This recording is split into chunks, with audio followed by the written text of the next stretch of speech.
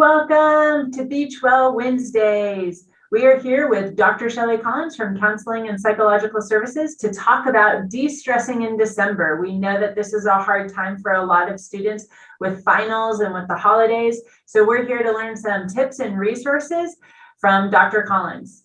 All to you. Thanks, Candice, and thank you for welcoming back to Beach Well Wednesdays. Again, my name is Dr. Shelly Collins, and I'm coming from the Counseling and Psychological Services Department here on campus in Brothman Hall. So what's going on for December? Well, our hashtag for December is Be Boundaried to help us with de-stressing. December is a culmination of our fall semester.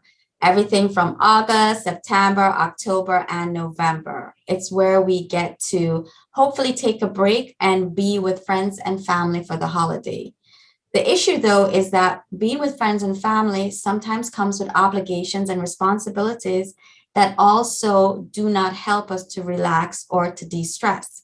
So here are some tips and why we need to be boundaried or have boundaries. Healthy boundaries are those boundaries that are set to make sure mentally and emotionally we are stable.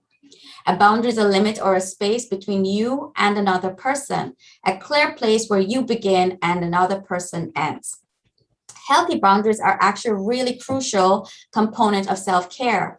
That's because in work and in our personal relationships, poor boundaries lead to resentment, anger, and burnout, or they can.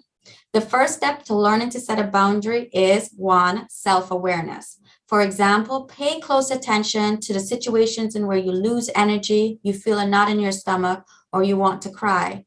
Identifying where you need more space, self-respect, energy, or personal power is the first step. What's number two?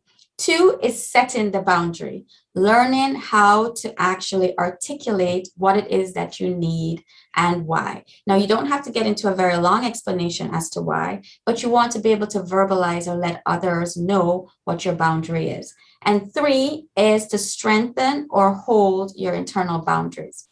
Start setting simple but firm boundaries with a graceful and neutral tone.